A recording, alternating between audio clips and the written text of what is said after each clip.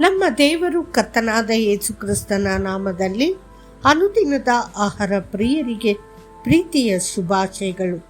2025 September ತಿಂಗಳ 12ನೇ ತಾರೀಕು ಶುಕ್ರವಾರದ ದೇವರ ವಾಕ್ಯವು, ಅದು ಯಾವಾಗಲೂ ಉರಿಯಲಿ.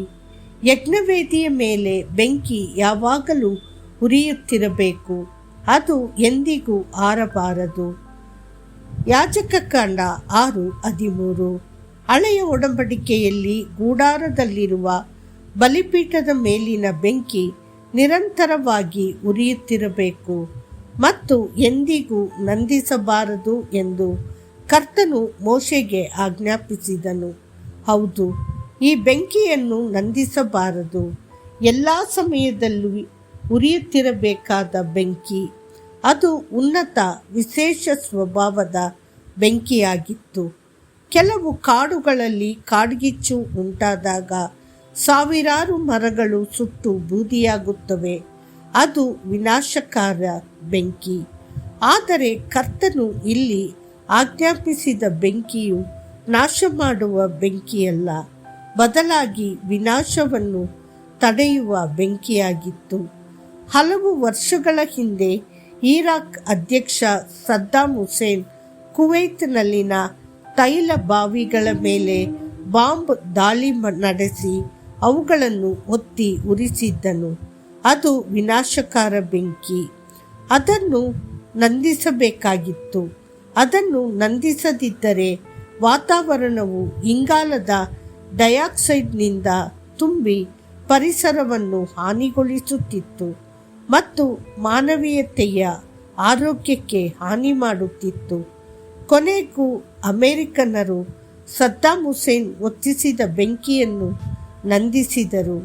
ಆದರೆ ಕರ್ತನು ಹೊತ್ತಿಸುವ ಬೆಂಕಿಯು ವಿನಾಶಕಾರ ಬೆಂಕಿಯೂ ಅಲ್ಲ, ನಂದಿಸಲಾಗದ ಬೆಂಕಿಯೂ ಅಲ್ಲ. ಅದು ನಮ್ಮನ್ನು ಪ್ರಕಾಶಮಾನವಾಗಿ ಹೊಳೆಯುವಂತೆ ಮಾಡುವ ಬೆಂಕಿ, ನಮ್ಮ ಜೀವನವನ್ನು ಶುದ್ಧೀಕರಿಸುವ ಬೆಂಕಿ, ಪಾಪದ ಅಭ್ಯಾಸಗಳು, ಸ್ವಾರ್ಥ ಮತ್ತು ದೈಹಿಕ ಆಸೆಗಳನ್ನು ಸುಟ್ಟು ಹಾಕುವ ಬೆಂಕಿ. ಈ ಬೆಂಕಿ ನಿರಂತರವಾಗಿ ಉರಿಯುತ್ತಿರಬೇಕು. ಯಜ್ಞವೇದಿಯ ಮೇಲೆ ಬೆಂಕಿ ಯಾವಾಗಲೂ ಉರಿಯುತ್ತಿರಬೇಕು, ಅದು ಎಂದಿಗೂ ಹಾರಿ ಹೋಗಬಾರದು. ಯಾಜಕಕಾಂಡ 6:13. ಕರ್ತನು ನಿಮ್ಮೊಳಗೆ ಇಟ್ಟಿರುವ ಪವಿತ್ರಾತ್ಮನ ಬೆಂಕಿಯನ್ನು ನಂದಿಸಬಾರದು, ಅದನ್ನು ನಿರ್ಲಕ್ಷಿಸಬೇಡಿ. ಕರ್ತನ ಆಗಮನದವರೆಗೂ ನಿಮ್ಮೊಳಗಿನ ಬೆಂಕಿ ಉರಿಯುತ್ತಲೇ ಇರಲಿ. ಸ್ನಾನಿಕನಾದ ಯೋಹಾನನ ದಿನಗಳಲ್ಲಿ ನಾನು ನೀರಿನಿಂದ ದೀಕ್ಷಾ ಸ್ನಾನ ಪಡೆದೆ, ಆದರೆ ಯೇಸುವೇ ಪವಿತ್ರಾತ್ಮ ಮತ್ತು ಬೆಂಕಿಯಿಂದ ನಿಮಗೆ ದೀಕ್ಷಾ ಸ್ನಾನ ನೀಡುವನು. ನಮ್ಮೊಳಗೆ ಬೆಂಕಿಯನ್ನು ಹೊತ್ತಿಸುವವನು ಮತ್ತು ಸ್ವರ್ಗೀಯ ಎಣ್ಣೆಯಿಂದ ಅದನ್ನು ಉಳಿಸಿಕೊಳ್ಳುವವನು ಆತನೇ. ಇದರಿಂದ ಅದು ಉರಿಯುತ್ತಲೇ ಇರುತ್ತದೆ.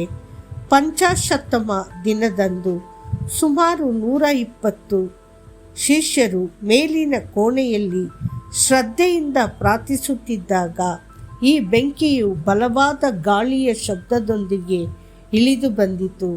ಬೆಂಕಿಯ ನಾಲಿಗೆಗಳು ಬಂದು ಪ್ರತಿಯೊಬ್ಬರ ತಲೆ ಮೇಲೆಯೂ ನೆಲೆಗೊಂಡವು. ಸತ್ಯವೇದವು ಹೇಳುತ್ತದೆ, ಮತ್ತು ಅವರೆಲ್ಲರೂ ಪವಿತ್ರಾತ್ಮದಿಂದ ತುಂಬಿ ಆತ್ಮವು ಅವರಿಗೆ ನುಡಿಯನ್ನು ನೀಡಿದಂತೆಯೇ ಇತರ ಭಾಷೆಗಳಲ್ಲಿ ಮಾತನಾಡಲು ಪ್ರಾರಂಭಿಸಿದರು. ಅಪೊಸ್ತಲರ ಕೃತ್ಯಗಳು 2:4. ದೇವರ ಮಕ್ಕಳೇ, ನಿಮಗೆ ಅವಕಾಶ ಸಿಕ್ಕಾಗಲೆಲ್ಲ ಪವಿತ್ರಾತ್ಮನಿಂದ ತುಂಬಿರಿ, ದೇವರನ್ನು ಮಹಿಮೆಪಡಿಸಿ ಸ್ತುತಿಸಿರಿ ಮತ್ತು ಈ ಬೆಂಕಿಯು ನಿಮ್ಮಲ್ಲಿ ನಿರಂತರವಾಗಿ ಉರಿಯುತ್ತಿರಲಿ. ಆಗ ಸೈತಾನನು ನಿಮ್ಮ ಹತ್ತಿರ ಬರಲು ಸಾಧ್ಯವಾಗುವುದಿಲ್ಲ ಮತ್ತು ಅವನ ಶೋಧನೆಗಳಿಲ್ಲದೆ ಅವನು ಎಂದಿಗೂ ನಿಮ್ಮನ್ನು ಸೋಲಿಸಲು ಸಾಧ್ಯವಾಗುವುದಿಲ್ಲ. ಮತ್ತಷ್ಟು ಹೆಚ್ಚಿನ ಧ್ಯಾನಕ್ಕಾಗಿ ವಚನ. ನನ್ನ ಹೃದಯವು ನನ್ನಲ್ಲಿ ಬಿಸಿಯಾಗಿತ್ತು. ನಾನು ಯೋಚಿಸುತ್ತಿರುವಾಗ ಬೆಂಕಿ ಉರಿಯಿತು. ಆಗ ನಾನು ನನ್ನ ನಾಲಿಗೆಯಿಂದ ಮಾತನಾಡಿದೆನು. ಕೀರ್ತನೆಗಳು 39:3. ಕರ್ತನು ನಿಮ್ಮನ್ನು ದಿಸಲಿ. ಆಮೇನ್.